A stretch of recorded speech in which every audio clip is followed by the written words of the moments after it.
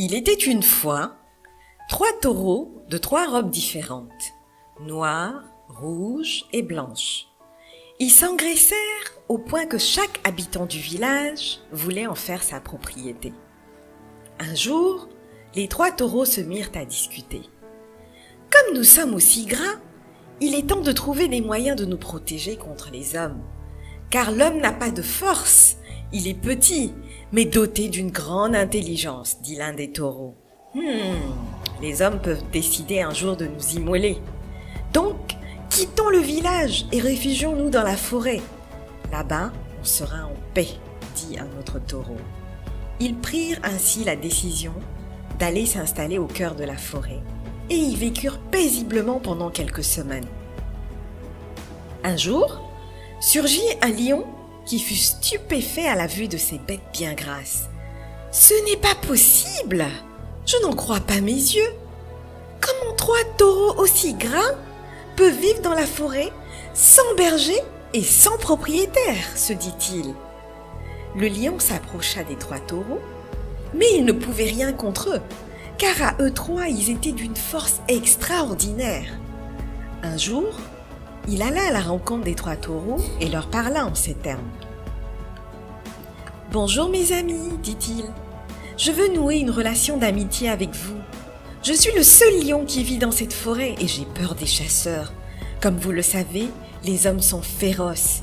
Si nous unissons nos forces, ils ne pourront rien contre nous et nous serons en paix. » Les 3 taureaux se regardèrent et sans réfléchir, ils dirent au lion « Tu as raison. C'est comme si tu étais présent à notre dernière réunion, dit le taureau blanc. Tu as eu la même idée que nous.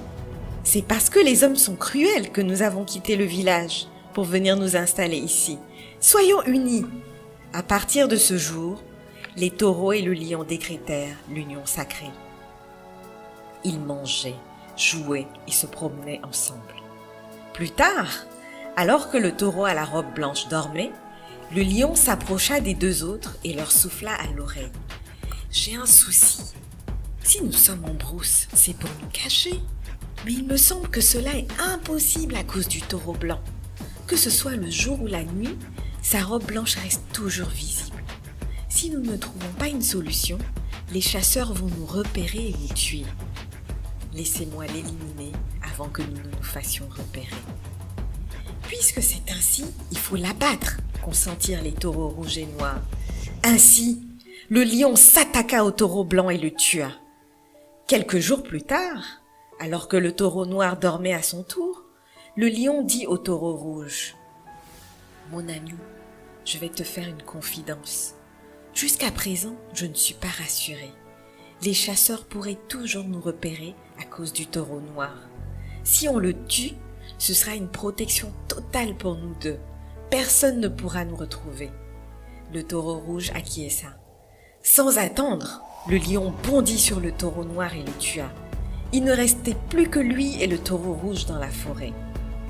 Un jour, le lion dit au taureau rouge « Mon ami, franchement, j'ai faim et je veux manger de la viande. » Le taureau rouge ouvrit grandement les yeux et lui rétorqua « Mon cher ami, si tu as faim, tu n'as qu'à aller à la chasse. » Le lion répondit en riant « Vous ne saviez pas que depuis le début, je vous trompe pour vous dévorer tous?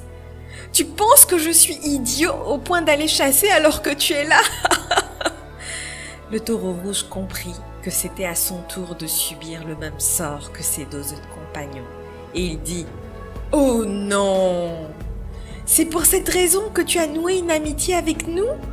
C'était pour nous abuser et nous anéantir l'un après l'autre? » C'est ainsi que le lion bondit, lui brisa le cou et le dévora.